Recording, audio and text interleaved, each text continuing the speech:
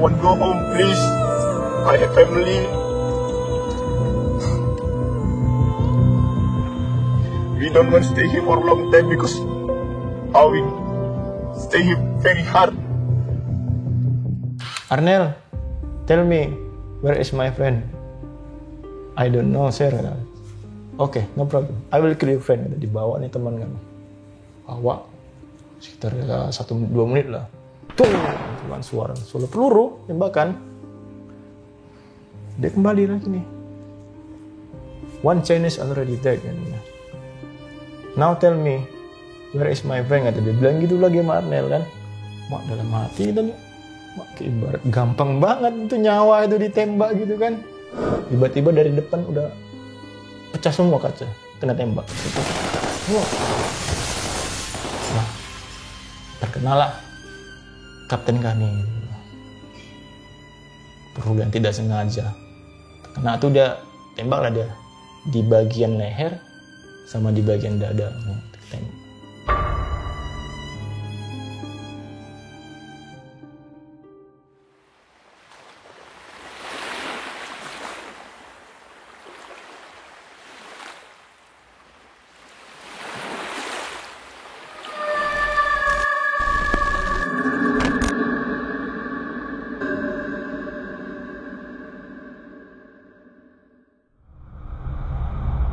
Oh Mama, obrolan malam Jumat. Kembali lagi bersama gua Fajar Aditya, kali ini di Om Mamat Season 4.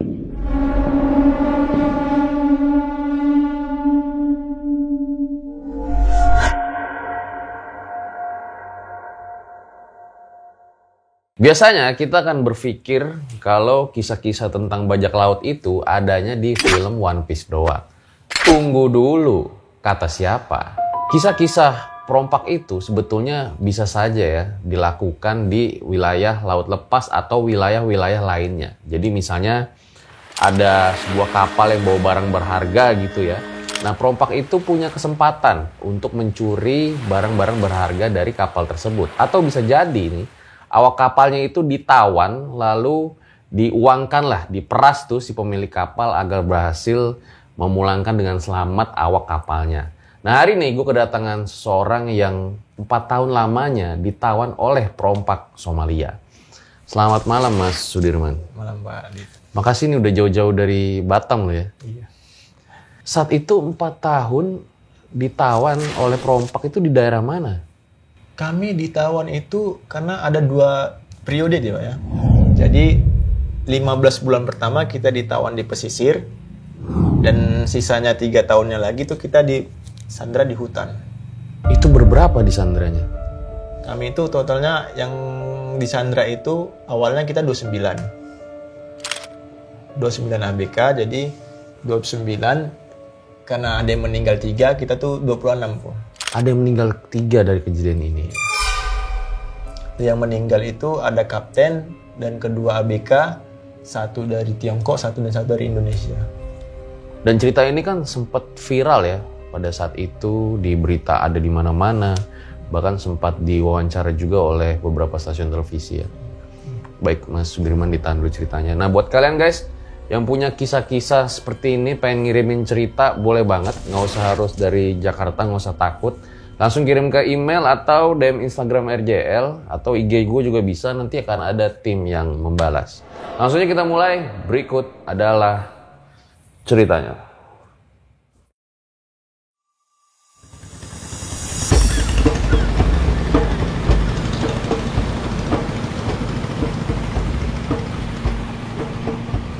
Ya, Mas Sudirman boleh diceritain awal mulanya itu seperti apa? Jadi awal mula saya itu berangkat, kita ini studi kontrak dulu nih. Saya menandatangani kontrak dari Batam.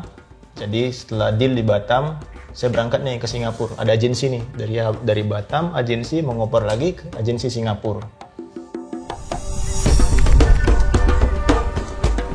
Jadi sesampainya di Singapura, kita tanda kontrak lagi nih. Dengan dealannya, dengan kontrak 3 tahun, bahwasannya kapalnya ini kapal fishing vessel, penangkapan ikan, dengan operasi 2 periode, musim dingin dan musim panas. Nah, dengan catatan setahun sekali baru nyandar. Jadi itu saya udah deal-dealan dari perusahaan agensi yang ada di Singapura, kita ada langsung diterbangkan ke Mauritius. Setelah 3 hari kita menginap di Singapura. Ketika udah keluar LG-nya, surat jalannya, ya udah kita berangkat nih.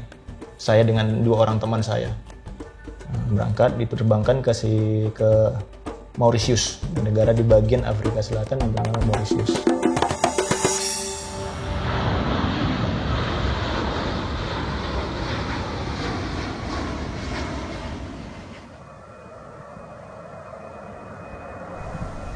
Dan ketika tibanya di kapal, wah ini kapalnya nih, wah besar, lumayan lah besar.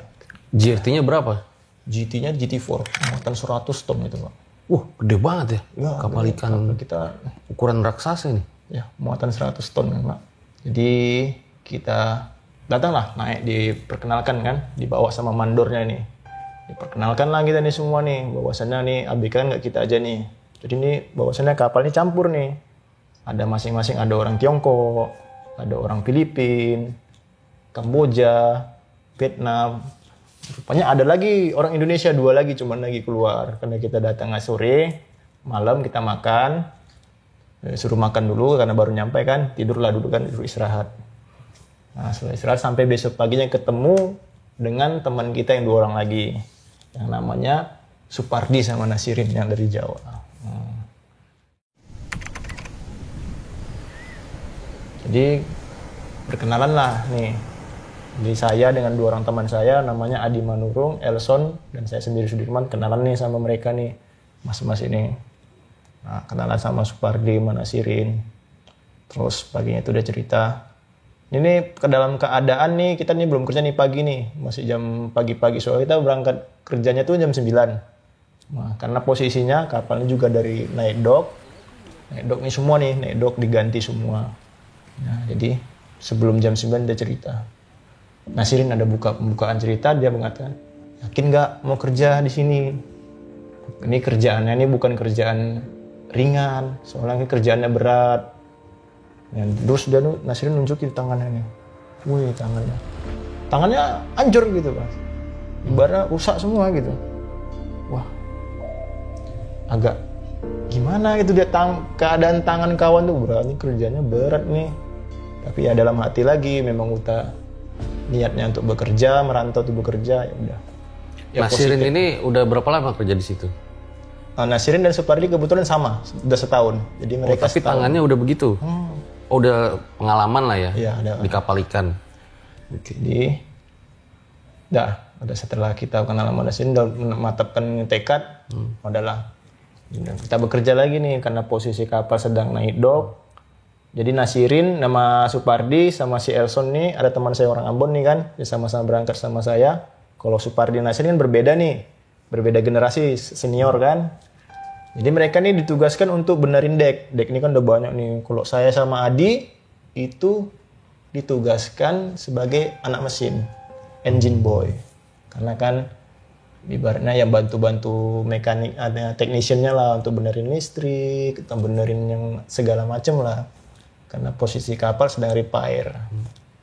Dan bekerja kita nih kerja nih kan dari nyampe di sana nih bulan Februari pertengahan Februari sih, kita tanggal 16 atau 17 nih. Ya udah, kita bekerja terus nih, kerja terus. Habis kerja, makan tidur, kerja makan tidur. Pas di tanggal 20 Maret tahun 2011 itu kita ada kejadian. Kejadiannya itu karena ini kan ada nih untuk renovasi lantai kapal nih, decknya nih kan. Itu karena dia sering bocor, jadi di kita nih ada dibuat untuk memasak tar. Tar itu nih ini Pak, seperti aspal yang untuk ya itu menambal yang bocor ini. Jadi yang astar ini kan harus dipanasin nih. Jadi dibawa ntar nih ke dapur, dipanasin, dan disuruhlah sekitar 2 orang yang jaga kan Kebetulan yang jaga itu orang Vietnam.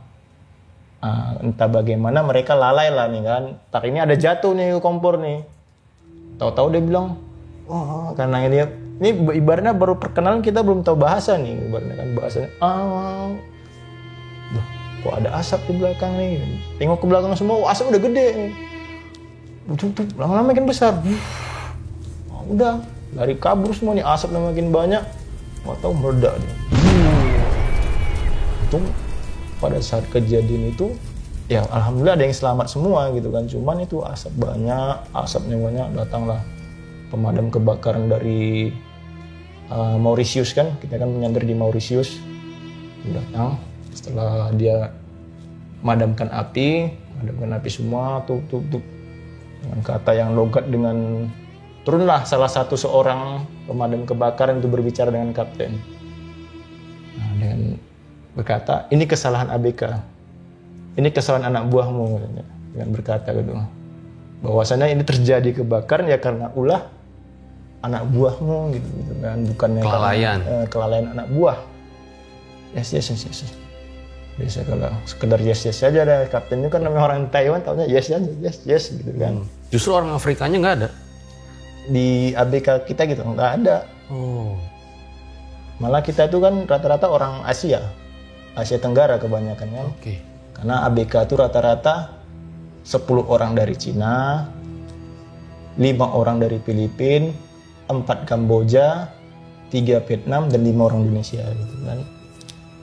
Nah, setelah itu ya kita bekerja lagi nih, merepair semua yang udah rusak sampai di tanggal 12 April kita tuh siling belayar.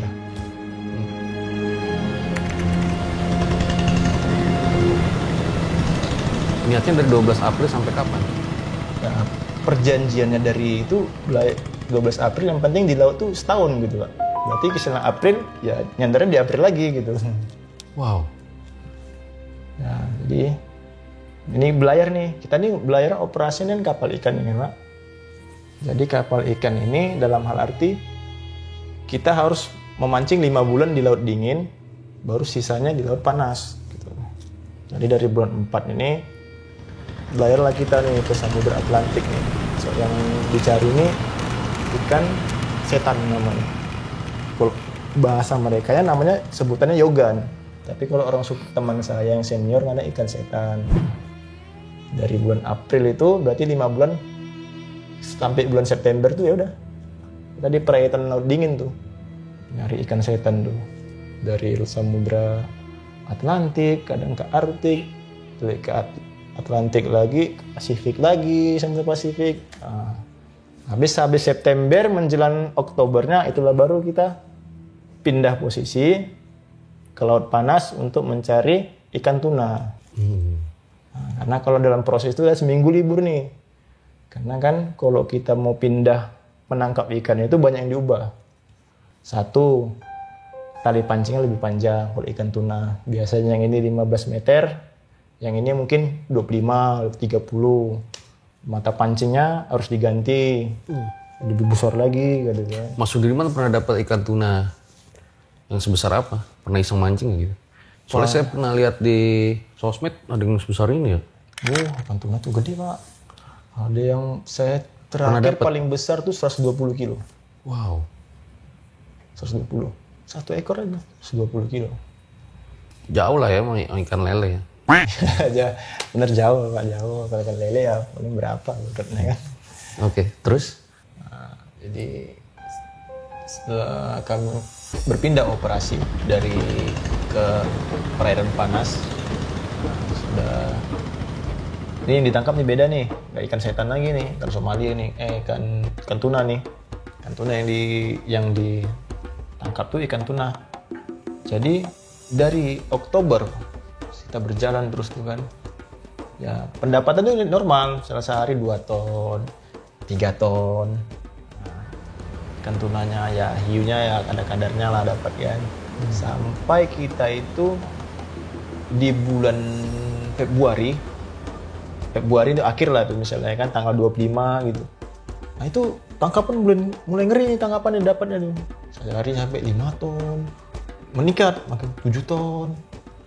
Nah, nanti dapatnya lagi 8 ton, malah makin meningkat.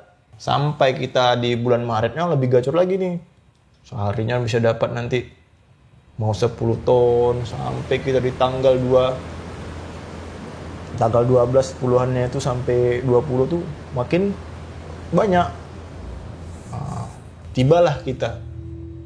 Kejadiannya itu pada tanggal 26 Maret tahun 2012. Itu hari itu kita dapatnya ikan cuma 1. Dari yang biasanya itu banyak, cuma dapat 1 ekor ya dengan beratnya itu sekitar 70 lebih lah. 70 kilo lebih gitu kan. Wah, ini aneh. Terus saya ngomong nih sama teman saya, biasa, aneh nggak? Biasanya kita dapatnya tuh banyak, ini tuh tumben cuma dapatnya cuma 1 ekor. Dia itu pun beratnya 70 kilo. Yang hari sebelumnya itu, terus teman saya bilang gitu, dia mikir gini, iya ya aneh juga, kata teman saya gitu kan. Tapi udahlah, namanya yang penting kan udah kerja nih, beres-beres lah kita kan, beres-beres. Nah, dan saya pun mandi kan, karena siapnya itu pas tengah malam, mandilah saya. Lah pas kejadiannya nih jam 2 pagi nih kan, saya mandi. Biasanya nih kalau di kapal ikan ini, kalau mandinya tuh ya di pinggir aja tuh Pak. Di pinggir-pinggir kapal itu istilahnya kan, udah jebur-jebarnya pakai air laut itu kan. Mandi. Aduh, pas lagi mandi ini enak dengar suara tak tak tak kayak macam petasan gitu, tas tas gitu kan, tak tak tak tak. Ini suara apa ya?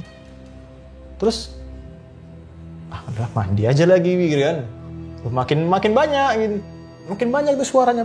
Tak tak tak. Tiba-tiba pas suara apa jatuh macam, wih ini kan peluru nih gitu kan. Dari mana asalnya peluru? Langsung singkat saya langsung lari ke dalam gitu kan, nggak mandi lagi, pokoknya anduk itu pakai handuk langsung kocar-kacir ke dalam gitu kan, masuk saya ke dalam kan. Terus saya ngomong sama teman sekamar saya, berbicara saya teman-teman saya bahwa sana itu ada kayak suara senjata deh, saya bilang gitu kan, dengan teman saya sekamar saya. Pas kebetulan teman sekamar saya itu orang Filipina dan Kamboja gitu kan. Saya ngomong gitu, kan men, Akis, teman saya namanya Akis tuh. Problem. What problem? Terus saya bawa teman saya tuh keluar tuh ada senjata, makin banyak. Tok. Berakhirnya ya karena mendengar suara yang gitu makin banyak, keluar semua nih dari kamar nih. Jadi kan dari kamar tuh keluar semua. Tuh semua teman bilang, suara apa ini gitu. Suara kayak petasan tapi kenceng gitu. Iya. Petasan makin kencang. Jadi terakhirnya udah kita yang bangun, kapten pun akhirnya bangun juga tuh kan, keluar dia dari kamarnya kan, dia menuju ke anjungan. Jadi kan namanya di kapal tuh ada namanya anjungan tuh kan, ruangan kapten tuh kan. Ya udah kita semua karena kamarnya ini kita di kamarnya langsung menuju ke ruangan kapten, ya kita ngumpul langsung ngikutinnya karena dia pemimpinnya kan. Nah terus berkumpul lah kami semua sana. Ya mau ke sana. Terus suara makin deras, sampai makin kuat makin ke depan itu. Ya udah, ada satu bagian teman saya berinisiatif, nih bahaya. Ada yang udah sediain pisau Pak, siap siaga tuh kan. Ada yang bawa pisau, ada pisau ya. Kita tuh kan kalau mau motong ikan tuna ada pisaunya kan, ada yang sediain pisau gitu kan. Entah bagaimana kemudian kapten ini ngeluarin nih fire gun nih. Gara-gara suara makin deras kan, dia tarik 2 fire gun. Saya mercon jalan gitu, hilang. Kemudian hilang. Nggak ada. Udah menjauh, mungkin nggak ada lagi suara tembakannya lagi. Baru ya kita inisiatif nih, lampu kapal dimatiin semua nih, dimatiin semua, gelap gulita lah kita nih kan. Jalan. Enggak sekitar 15 menit kemudian ya muncul lagi. Nah, mungkin karena nggak berefek yang di fire gun itu, dia ngejar lagi. Tapi ini malah makin gila lagi, makin buat tuh peluru malah sampai ke ruangan anjungan juga, dengar suaranya kan. badan-badannya kan, badan-badan kapal nih kena tembakin semua nih. Sampai selang berapa menit kemudian tiba-tiba dari depan udah pecah semua kaca, kena tembak. Wah, terkenalah kapten kami. Perluan tidak sengaja. Terkena tuh dia tembak lah dia di bagian leher sama di bagian dada. Tembak. Jadi, kita kan ngumpul di Anjungan, udah ketika ngeliat kapten kita kayak gitu, ya otomatis dong kocar-kacir semua. Kalang kabut, apalagi saya langsung ketakutan kan, lari ke kamar saya ke kamar saya. Yang lain juga udah pada kabur kemana. Udah ngeliat kapten posisi begitu kan, udah lari. Yang tadinya megang pisau juga lari semua. Dah, setelah saya ngumpet sama teman saya di kamar nih, nah, terdengarlah macam ada orang yang mendobrak pintu gitu, Pak. Semua ada yang dobrak dan dobrak. Jadi ketika ini kamar saya, di depan saya ini ada kamar lagi. Kamar karena kami ini satu kamar 3 orang nih, Pak. Di depan kamar kami ini ada lagi teman kami kamar. Isinya 2 orang gitu kan. Ya, didobrak gitu, seperti dobrak. Baru tiba-tiba macam ada please don't kill me. Oh, teman saya, suara teman saya tuh. Jadi ada suara senjata itu suara kali tembak. Seperti itu senjatanya mengenai lampu gitu, Pak. Don't kill me, tapi masih bersuara teman saya. Shoot up. Habis itu bagaimana teman saya itu dengan teman sekamarnya digiring tuh guys, seperti seolah-olah saya mendengar mereka digiring gitu kan, diiring entah kemana pun saya nggak tahu kan. Yang penting saya tuh udah merasa ketakutan dengan teman saya yang di kamar kan. Selang berapa menit kemudian kamar saya juga diketok gitu kan. Diketok, dia manggil nama Sudirman, Akis, Soksan dia panggil kan. Terus dia buka pintu. Ini pas dia manggil ini saya dengar nih Pak, ini suara teman saya nih yang orang Chinese kan, orang Tiongkok nih. Dia buka pintu kan. Abis dia buka pintu, dia nunjuk. Rupanya dia udah ditodong dari belakang sama perompak gitu kan. Dia bentuk bahasa isyarat, dia nggak ngomong lagi kan. Oh ya udah. Kami pun ditodong juga. Diiringlah kami ke Anjungan. Perompaknya kelihatan nggak kayak gimana? Oh, perompaknya kelihatan tuh Pak, tinggi, hitam gitu, kurus gitu. Afrika gitu perawak dengan. Baju yang dipakai biasa aja. Baju yang dipakai itu mereka tuh baju seperti kemeja itu, tapi itu berwarna gitu kan, berwarna misalnya ada kayak putih-putihnya lah gitu kan, dengan pakai sarung gitu. Pakai sarung? Iya. Terus udah dibawalah kami ke Anjungan, dikumpulin. Ya, di kami ini dikumpulkan lah semua kan. Teman saya yang depan kamar saya sama yang Chinese itu, baru saya sama kedua teman saya sekamar, diikat lah kami. Tangan, kaki, mata diikat. Ikatin, Pak. Udah. Terus itulah selama perjalanan, selama kami setelah ketangkap tuh, nggak tahu lah, mungkin kedengaran lah suara-suara teman saya yang baru ketangkap juga gitu kan. Karena saya nggak tahu, yang paling merasakan dari pendengaran karena mata diikat Pak. Tangan diikat, kaki diikat. Yang itu kan pendengaran aja, oh ini teman saya yang ini suaranya gitu kan. Sampailah kami esok paginya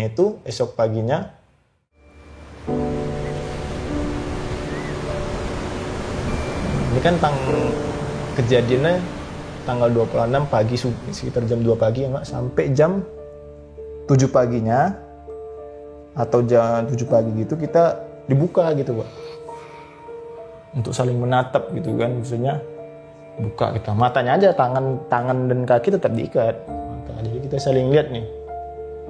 Terus dia ngomong, kru komplit, maksudnya itu ya ibaratnya udah cukup nggak, Jadi karena di situ Udah ada komplit belum nih ABK-nya gitu? Udah bertangan gitu karena dia berbicara dengan engineer saya. Karena engineer saya kan yang mereka nggak diikat sama koki, karena koki kan untuk memulai masak nih. Dia manggil koki, dia tunjuk cook. Kokinya ini chip cook, baru dibuka, baru dia tanya lagi, gimana krunya gini? Masih no. Gini dengan bahasa isyarat kan? Berarti 4 lagi nggak kelihatan. Oh ya. 4 lagi. Jadi dicarilah. Selang berapa menit kemudian datang 1 orang lagi. Jadi tuh Pak, yang 4 orang lagi itu mandor saya, chief officer, dan 3 teman saya orang Indonesia lagi. Itulah dia Supardi, Nasirin, dan si Elson. Nah, yang keluar ketangkap nih mandornya nih, tangkap dipukul itu, perutnya dipukul lagi pakai kepalanya lagi kan, pakai gagang senjata, diikat. Oke, komplit, no. 3 katanya lagi, berarti 3 orang lagi gitu kata engineer saya gitu kan. Jadi yang kapten bajaknya nanya, jadi yang menanya selama ini komplit itu ya kaptennya, kapten bajaknya itu. Enggak, no, 3. Nah, berapa kemudian, sekitar 20 menitan lah, turun, datang. Itulah dia Supardi, Nasirin, dan si Elson datang, dibawa lagi ke Anjungan dengan ekspresi wajah tuh seolah-olah baru bangun gitu loh. Mukanya tuh kayak orang baru bangun gitu. Dipukul lah Supardi, pukul perutnya, kepala dipukul. Terus si Elson dipukul lagi perutnya. Si Nasirin dipukul lagi. Nah, giliran si Elson ini, karena si Elson nih orang Ambon kan ibarat perawahannya kan mirip nih Pak, kayak orang Afrika nih gitu kan. Afrikan. No, Indonesia Elson. Afrikan. Dilarang itu, jangan dipukul karena sesama Afrika gitu. Okay. Oh, jadi si Elson nih karena dia orang Ambon mirip orang Afrika, nggak dihajar gitu kan, cuman diikat juga gitu kan. Nah, setelah diikat kita nih, nah, oke lah dipanggil kokinya untuk masak gitu kan. Untuk masak, nah, terus kita dibuka nih 4 orang, nggak digantiin Pak. Jadi untuk mau makan itu kita tuh ya dibuka dulu 4 orang talinya gitu kan, makan nanti gantian gitu. Sampai gilirannya habis, udah selesai sarapan pagi nih. Nah, datang lagi nih kapten bajak lautnya nih. Where is captain? Terus ngomong, bukannya kapten tadi malam kena tembak gini. Dan nggak tembak. Oh, jadi engineer datang. Di engineer ini datang nih, tutupnya ke atas. Tolong bantu kapten di bawah. Gitu. Ngomong itu dengan, karena kayak bahasanya bahasa Mandarin campur Inggris gitu kan. Karena kan kapalnya kapal Taiwan gitu Pak. Campur gitu kan dengan logatnya itu cuma. Ada di bawah dia bilang gitu kan. Ya dipanggil lah nih. Karena yang 4 tadi yang belakangan dapat dan belakangan dikasih makan, yang mandornya si Elson, Supardi, sama Nasirin, udah mereka berempat yang disuruh ngangkat mayat kaptennya dong.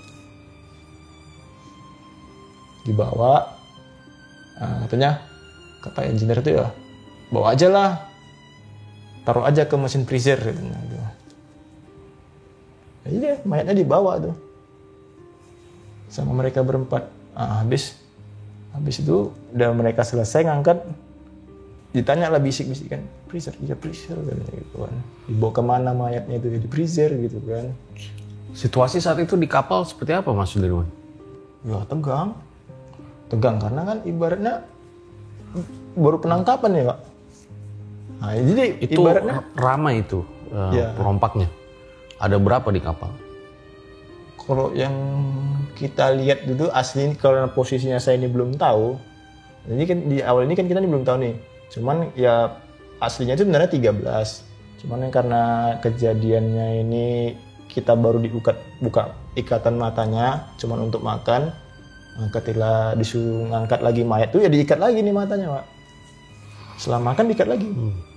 Sampai lagi besok paginya lagi.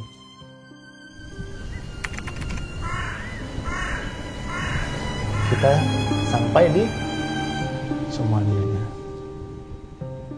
Jadi 1 hari 1 malam gitu. Dibukalah. Ketika sampai di Somalia barulah kita dibuka mata kita. Mata dulu tuh. Udah dibuka mata. Dengar kita dari anjungan tuh, orang mereka bersorak-sorak tuh seolah-olah mereka senang benar ketika mendapatkan sandraan kapal itu, senang mereka. Teriakan mereka tuh, wah. Ini dengan kita yang sudah ibaratnya diikat, dibuka, disuruhlah kita nih, diiringi lagi kita nih dari anjungan ini ke tempat dek bawah gitu, tempat kita bekerja itu kan, digiring lah kita lagi untuk istirahat di situ dulu. Sampai kita istirahat di situ, itulah dibilang di Sandra, mereka ngomong nih, salam, kita lihat dari jauh tuh banyak tuh mereka tuh ada bersorak-sorak kan. Jadi mereka udah panggil lagi nih koki buat masak, habis masak, kokinya masak, buat kita sarapan lagi paginya. Udah itu kita ya disuruh di situ aja, tidur di situ gitu loh, di bawah tempat dek itu. Sampai kita ke besok paginya lagi, itulah bertemu lagi dengan negosiatornya. Nah, setelah dia terepik lagi nih Pak, dia datang negosiatornya dengan gaya yang mengatakan, "Hai kru, good morning kru," dia bilang gitu. "My name is Abdul," kata dia. "Nama saya Abdul dan saya adalah negosiator dari Somali." Gitu. Jadi setelah negosiator memperkenalkan dirinya, "Hai kru, my name is Abdullahi." Ya, dia setelah membariskan kami semua, memanggilkan nih urusan paspor nih. Dia udah dibariskan dia nih. 10 orang Tiongkok, 4 orang Vietnam, 3 orang Vietnam, 4 Kamboja, 5 orang Indonesia dan 5 orang Filipina. Jadi dia ada manggil nih. Terus dia mengatakan, siapa yang bisa bahasa Inggris? Ini kan, who can speak English di sini? Ya. Karena pas kebetulan juga mereka ada pengalaman nangkap nih, dan tahu nih bahasa orang Filipina yang pintar ini di Asia nih kan. Filipin. Kebetulan banget nih di depannya si Arnel, dia manggil Arnel, dia kan udah tahu namanya nih karena ada dari bagian paspor. "Now you negotiator crew." Ya, dia kan, "I will tell you," kan. Dia belum berkata nih ngomong, "I will tell you," kata dia dengan gaya yang sangat seramnya itu kan. 6 months ago," kata dia, 9 person from Somalia already dead, lost in the sea," katanya. Hilang itu dia mengatakan bahwasannya tuh 9 orang teman dia menghilang di laut, dan berdalih kemungkinan tuh kami yang membunuh gitu, menangkap kapal kami dan kami bunuh. "Tell me, beritahu saya di mana ini kan, where our friend," gitu, di mana teman saya itu, di mana yang 9 orang lagi gitu kan. Ya, dengan jawabannya santai, Arne bilang, "I don't know sir, we don't know," katanya. "Kami nggak tahu." Arne cuma hanya bilang gitu, "If you don't tell me, I will kill your friend." Dia bilang, "Aku bunuh temanmu," gitu kan. Dipanggil nih temannya dari yang Chinese ini. Panggil kan, dia sebagai paspor, dia katakan, Chinese guy," katanya. "Come, datanglah. Kami kan dari bawah nih Pak, jalan dari tangga gitu kan ke atas. "Arnel, tell me, where is my friend?" "I don't know sir." "Okay, no problem. I will kill your friend." Dibawa nih teman kami. Bawa. Enggak selang berapa kemudian, bawa ke belakang, sekitar 1-2 menit lah. Tuh, suara peluru, tembakan. Dia kembali lagi nih. "One Chinese already dead," kan. "Now tell me, where is my friend?" Kata dia. Bilang gitu lagi sama Arnel kan.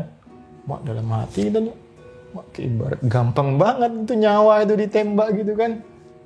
Ya, tetap dengan Arnel dengan biasa, karena Arnel ini kan orangnya ya gimana, dia ibaratnya dia tetap bilang, "Ya saya tidak tahu sir, I don't know sir." Terus dia panggil. Ya seperti itu Pak, beriringan sampai ke 10 Chinese ini habis. Dia ngomong lagi ya sama Arnel, 10 Chinese already dead. Dia bilang, udah mati 10 Chinese.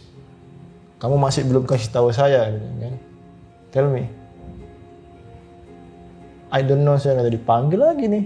Setelah Chinese, 3 orang Vietnam dipanggil lagi nih. Begitu juga naik satu sekitar 5 menit tembakan, surat tembakan. Ini ya saya pun makin menjantung nih kan. Vietnam already dead. Wah ini gila nih. Terus digitulah lagi dia panggil Kamboja. Ya tiba lagi giliran Kamboja gitu juga. 4 orang Kamboja dipanggil. Sekitar 2 menit di atas suara tembakan lagi. Jadi udah tinggal 10 orang nih. 5 Indonesia, 5 orang Filipina nih. Nah dipanggilnya lagi lah. Dari paling belakang kan. Saya pas berdiri di depan sama Arnel. Di belakang saya 4 orang teman saya dipanggil satu-satu. Indonesia. Gila. Saya pas giliran saya tinggal seorang. Now you, kata dia. Muslim guy, kata dia. Bilang dia kan. Dia nengok paspor tuh kan. Dia kan. Where is 9% Somalian? Don't know sir. Itu masuk dengan jawaban yang gugup gitu kan. Dalam hati, dia udah manggil 4 orang teman saya. Nah, dalam hati saya, 4 orang teman saya udah mati dong gitu kan. I don't know, udah, come here. Di sini jalan saya menghadap gue itu seolah-olah dalam hati, ya ini langkah terakhir nih.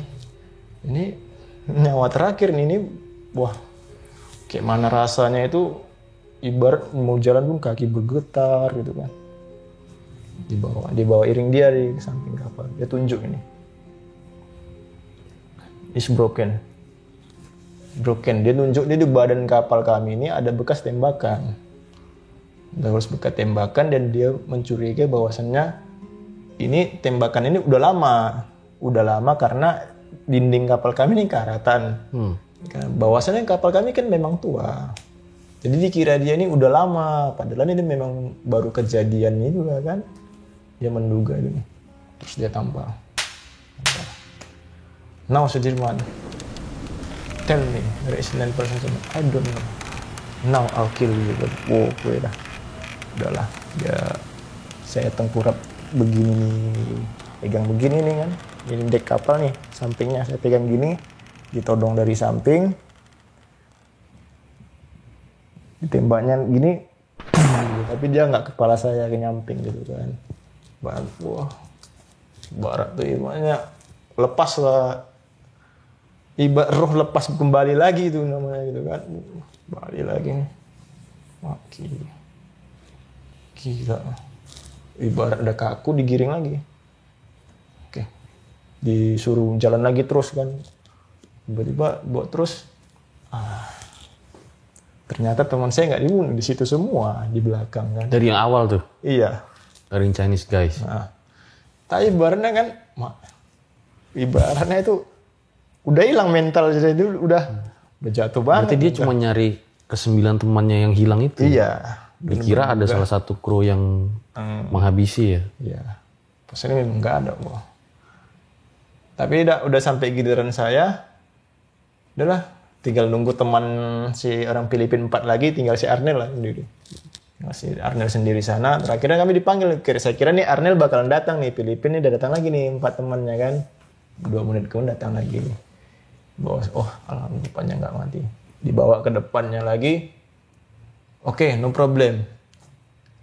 Just kidding katanya. Cuma bercanda katanya. Oh no. Canda kayak gitu. Yeah. Cuman melihat kebenaran bahwasannya. Tapi kan ibaratnya kita nih, ya kami bagian nih udah kehilangan ibaratnya aturnya kita umur panjang jadi pendek gara-gara itu sebenarnya kan. Itu turun kita ke bawah sampai kita ke bawah. Dark jokes ya? Lagi dark jokes. Arnel langsung nangis dia, berlinang air mata dia, nangis dia. Yang pada dasarnya pun saya pun pas ketika disuruh saya berjalan, nggak saya semua lah. Waktu kita dari itu pada gemetar semua loh.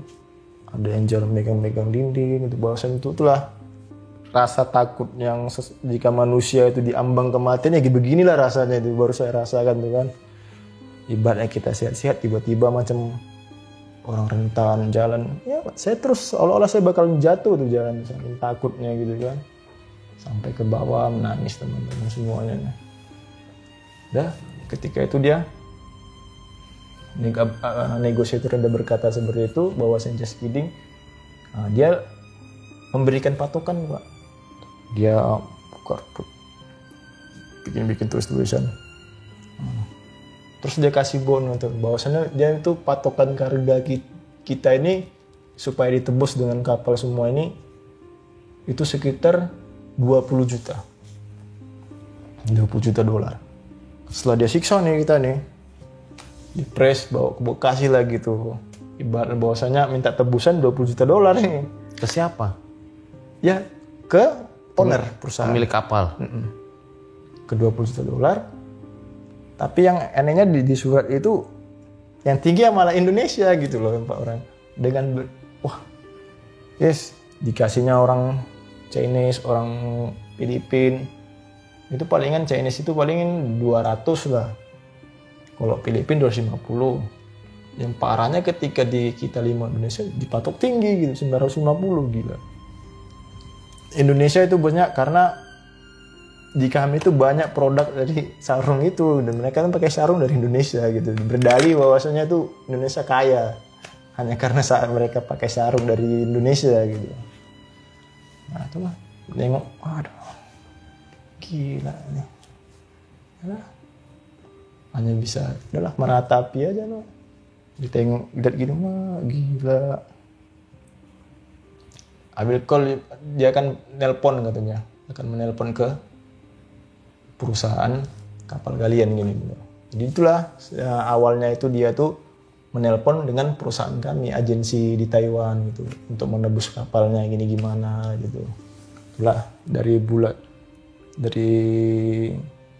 tanggal kan 2 hari ketika negosiator datang, berarti tanggal 28 Maret. Nah, itulah seterusnya lah dia. Sekitar kadang 4 bulan sekali kita tuh nelpon disuruh nelpon. Ketika di bagian disuruh nelpon juga sih, besoknya disuruh nelpon juga. Tapi yang menelpon itu kan mereka, karena kan masih berurusan dengan perusahaan kapal. Lah, terjadilah negosiasi antara dia dengan perompak dengan perusahaan kapal kami. Jadi setelah berapa lah, sekitar 4 hari entah 5 hari kemudian lah itu. 4 dan 5 hari kemudian datanglah dia bukan anggota pajak, ibaratnya mereka nih Afrika ini ada namanya ketua suku kan Pak. Nah, di Afrika ini ada namanya tetua suku, orang tertua di sana maksudnya. Iya, di tempat mereka. Nah, dengan duduk mengatakan bahwasannya biasanya nih where is money captain katanya. Captain money. Jadi selama ini ditangkap dia itu dia belum jumpa uang kapten di mana, karena kita maaf lah ya, ibaratnya kita kapten tuh nggak mungkin lah nggak ada uangnya, uang tunainya pasti ada lah kan gitu kan. Jadi itulah dicari-cari ya nggak ada yang tahu gitu, dibongkar nggak ada yang tahu gitu kan. Wah, uang kapten tuh pasti ada, nggak mungkin uang kapten dicari-cari geledah nggak ada gitu.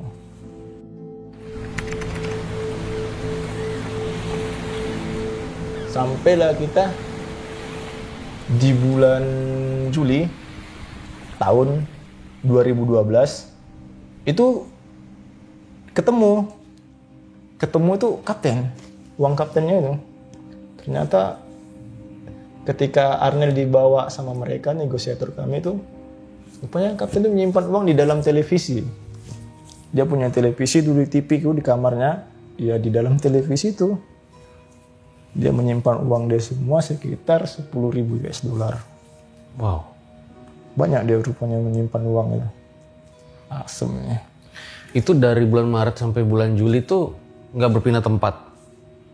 Oh, kita tuh dari bulan Maret itu, dari awal kita ketangkap itu, kita di Sandra itu di pesisirnya. Jadi kita tuh kapal itu jangkaran di pesisir pantai. Jadi dari tempat kami jangkaran itu ke dalam berkisar 200 meter. Itulah kami di Sandra di pesisir itu, di pesisir pantai. Jadi kadang karena masih di kapal itu kan kita 2 bulan 3 bulan kadang nelpon perusahaan gitu kan. Jadi itu ya masalahnya itu cuma dibahas gimana menebus kami sama nanti kalau kita makannya kan ibarat stok makan itu banyak Pak. Jadi kita tuh di Sandra sampai 11 bulan tuh stok makan masih ada. Dari mereka? Dari kami. Stok kapal sendiri. Stok kapal kami tuh untuk 11 bulan masih ada gitu, sampai sebelum. Untuk setahun masih ada. Karena emang mau setahun ya. Karena kan untuk setahun sekali kan ada. Stok makan ada terus. Itu jadi kita tuh sampai di bulan sekitar bulan Juli, 10 bulan, jadi dari bulan Maret, April, Mei, Juni, Juli, Agustus, September, Oktober, November, Desember, Januari. Berarti ke Januari tahun 2013.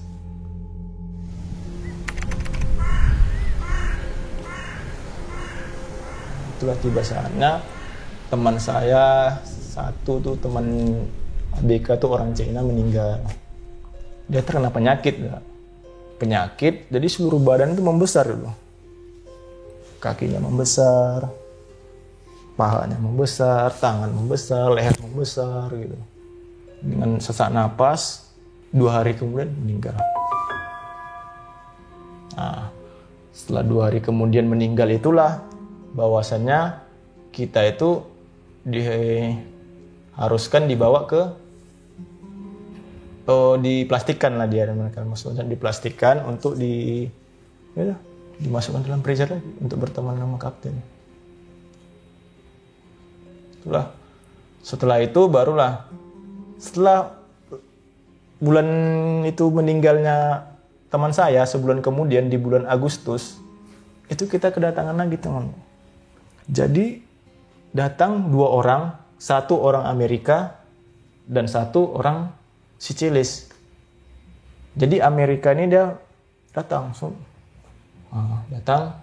disandra, ditaruh di tempat jadi dia tuh diletakkan di tempat kami, disandra bareng lah jadinya kan. Habis itu kita berkenalan bahwasanya. Jadi dalam Amerika, "What's your name, friend?" katanya kan, ditanya oleh Arnel. Arnel bertanya nih sama seorang orang bule nih. "My name is Michael. Where are you from?" kata Arnel kan. "Amerika." Gitu. Oh. Jadi satu lagi orang udah tua banget kan. Tanya, "My name is Dory," kata dia. "Usia saya 70 tahun, udah tua."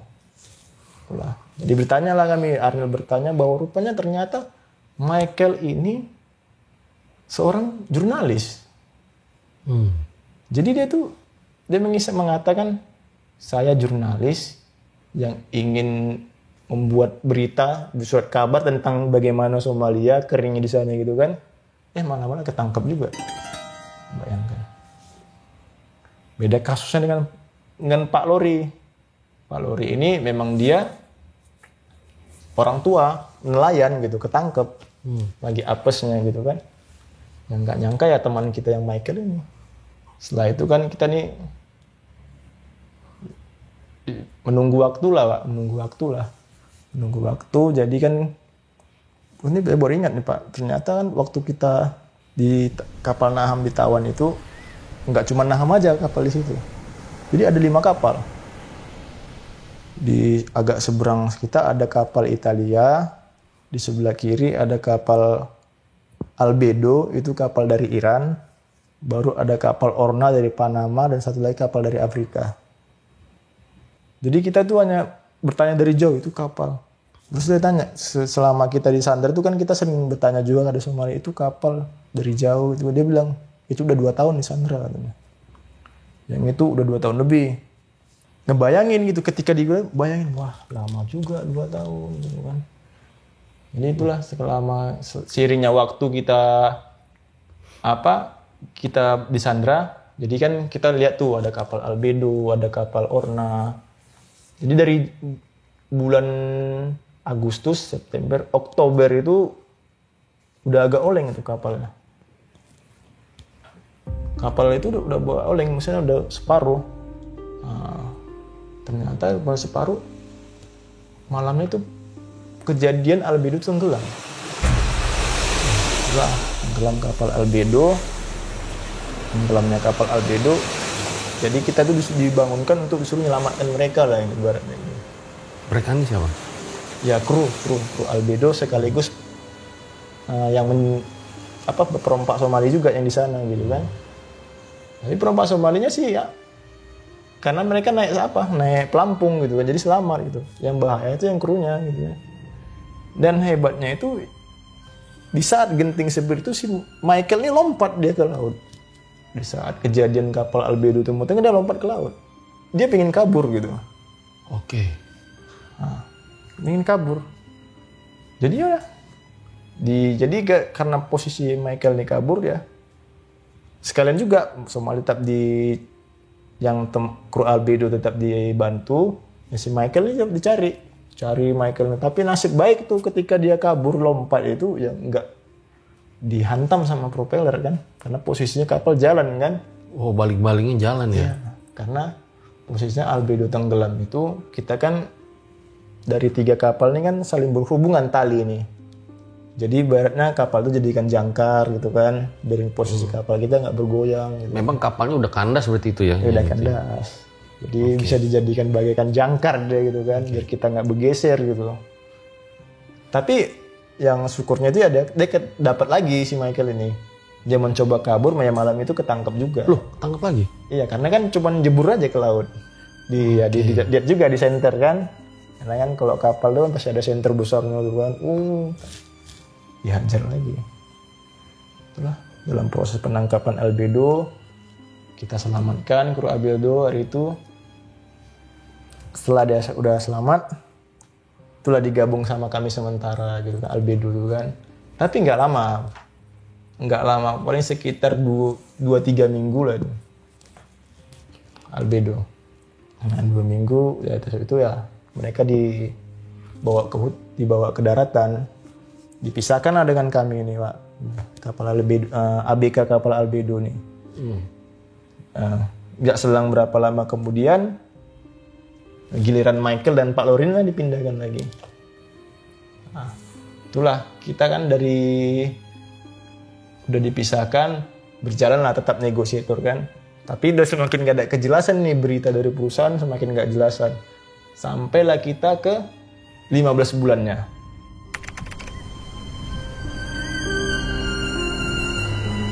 Jadi dari bulan Maret ke Maret itu kan 12. Maret, April, Mei, Juni di tahun 2013. Ya, Juni di tahun 2013 itulah kita ini rencana mau dibawa ke daratan nih. Kita mau dibawa ke daratan. Jadi dengan berdalih katanya kita mau buat video. Jadi untuk satu negara satu nih. Filipina mewakili 1, Indonesia 1, Vietnam 1, Kamboja 1, Tiongkok 1. I want go home, please. I have family. We don't want to stay here for a long time because we stay here very hard. Jadi setelah 15 bulan kami disandra, inilah ada ya gimana perasaan tuh ya sedih gitu ya. Gimana 15 bulan nggak disandra, keluarga juga nggak tahu. Apalagi yang udah punya berkeluarga kayak saya kan ibaratnya lama nih nggak ngabarin orang tua. Takutnya nggak ngabarin orang tua ya kita lupa pula sama orang tua. Ada juga sedih rasa itu kan.